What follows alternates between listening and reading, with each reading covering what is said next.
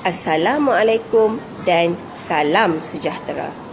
Syukur kehadrat Ilahi kerana dengan limpah kurnianya dapat saya melaksanakan satu tugasan mengajar dan merakamkannya dalam bentuk video pengajaran makro.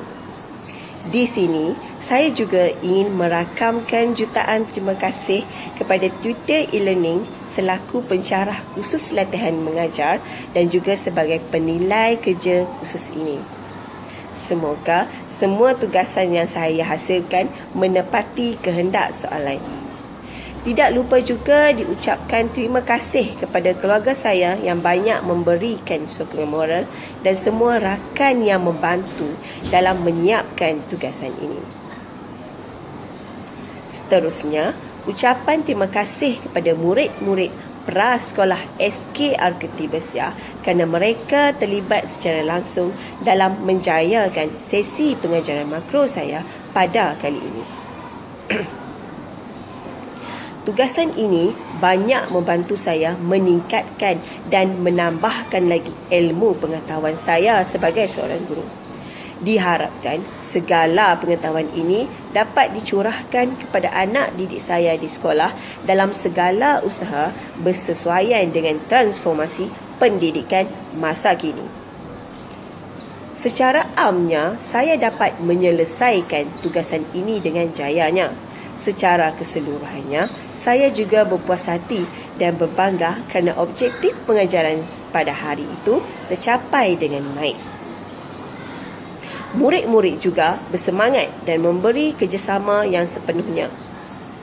Fizikal kelas saya pada hari itu juga sangat ceria dan di sini dapatlah memberi keselesaan kepada murid-murid saya untuk belajar dengan lebih kondusif.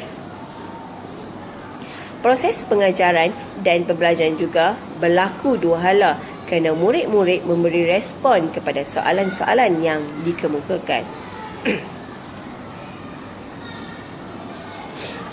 Namun, setelah diteliti dan dinilai semula, saya rasa masih ada kekurangan pada makro pengajaran saya ini. Pertamanya adalah pada langkah pengukuhan. Saya kurang melibatkan semua murid. Murid yang berada di aras bawah tidak dibimbing sepenuhnya. Saya hanya membimbing murid yang bertanyakan soalan sahaja. Saya juga terkilat kerana suara saya pada hari itu juga agak kurang memuaskan. Hal ini berlaku kerana saya mengalami sesama.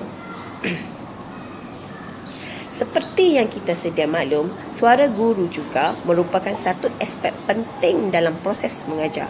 Suara yang lemah, kurang jelas, menggunakan nada yang sama juga akan menyebabkan murid-murid jemu mendengarnya.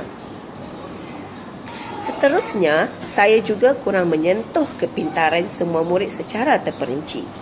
Saya lebih banyak memberi ruang kepada murid yang aktif sahaja menyertai pengajaran saya. Murid-murid yang berada pada aras rendah tidak berperanan kerana tidak diberi ruang kepadanya secara khusus. Ekoran daripada membuat refleksi ini, saya dapat mengambil kesempatan untuk memuhasabah diri saya dalam melaksanakan proses pengajaran dan pembelajaran terutamanya pada tajuk ini. Masih banyak perkara yang perlu saya perbaiki. Justru, saya perlu mengambil beberapa langkah segera dan bersesuaian jika diberi peluang mengajar pada lain kali. Perkara-perkara yang boleh menyebabkan proses pengajaran dan pembelajaran menjadi lemah perlulah segera diatasi dan juga dielakkan dari berlaku.